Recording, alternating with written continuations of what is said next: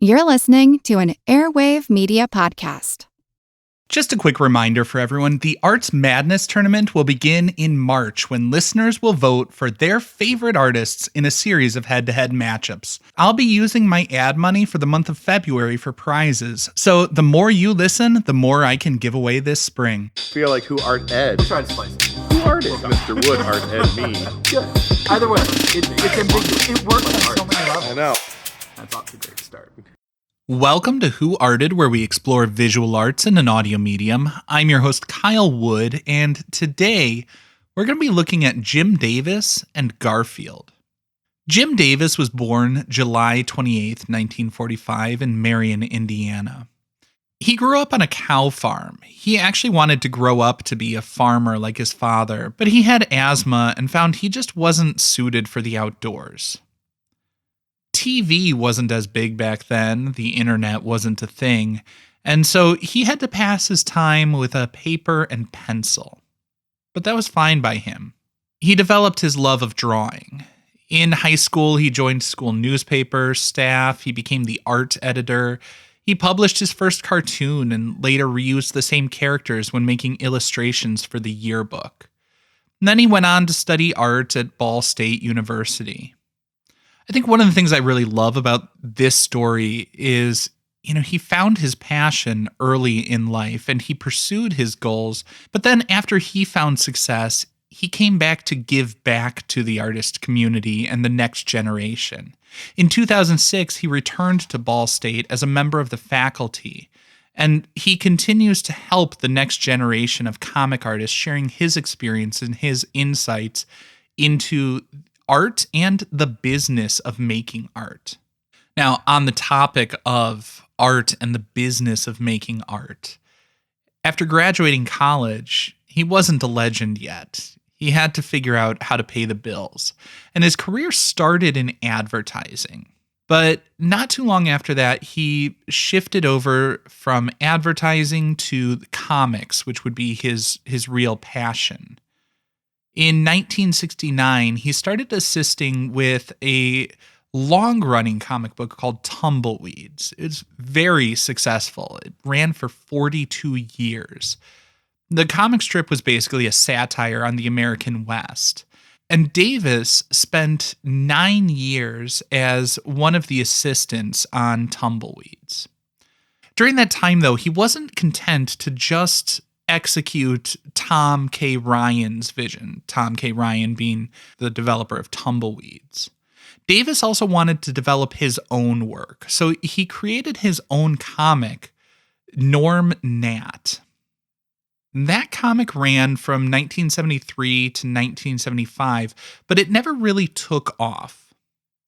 And this is one of those things that I read about it and on some level, like, my heart breaks for Davis, because from what I understand, they sat Davis down and the feedback they gave him was that his illustrations were good.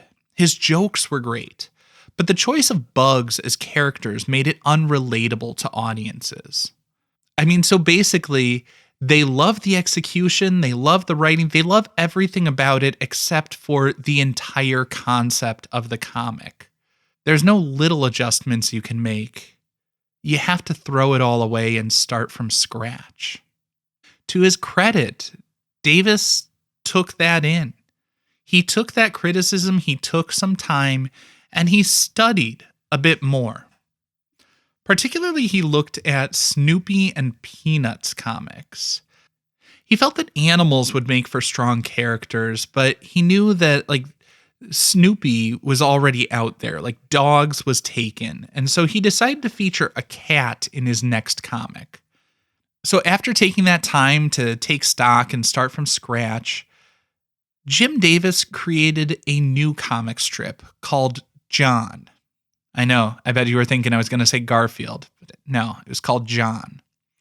This ran in the Pendleton Times from 1976 to 1978.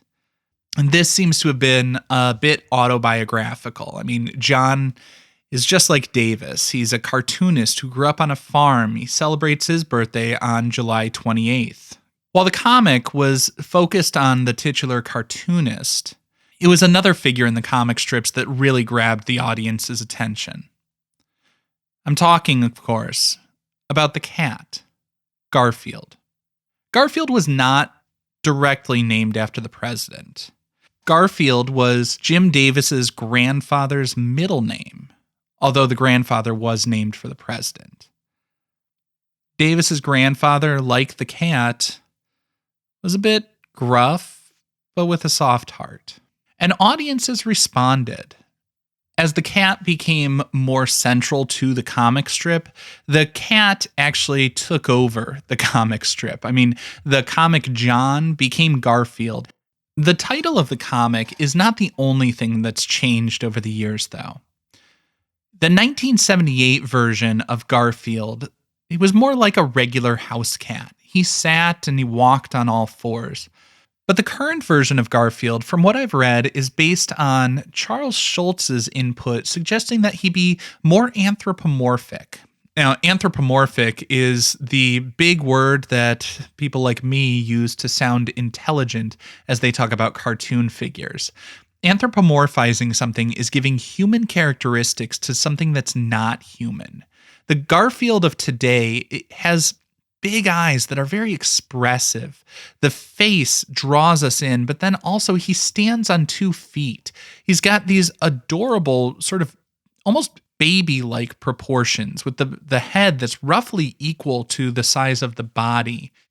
And I think what makes Garfield so successful is that it gives us a window into the mind of the cat. It seems a little bit gruff, but with a heart of gold. And that's how I like to imagine cats are. I like to imagine that feline wandering throughout my house is not just some feral animal that swipes at me, but also takes care of bugs and other pests. I like to think that on some level it has a connection to us, that it feels like it's a part of the family. And that's what Garfield gives us. It's the illusion of some humanity inside of cats. And because Davis is not just a talented and funny cartoonist, but also somebody who is willing to take in criticism, be reflective and thoughtful, and apply feedback, Garfield has only become more popular over the decades. In 1978, it was syndicated in 41 newspapers.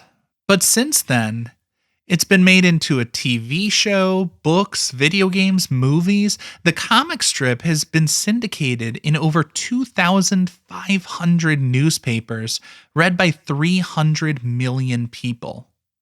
Now, I can't claim to have an audience that size, but you can help me get there by leaving a rating or review on Apple Podcasts, Spotify, or wherever you're listening. This concludes this week's episode of Who Arted, part of the Airwave Media Podcast Network. If you found this tolerable, please leave a rating or review on your favorite podcast app. You can find images of the work being discussed this week and every week on social media at Who Arted Podcast on Twitter, Instagram, and TikTok, and of course on the website whoartedpodcast.com. Podcast done.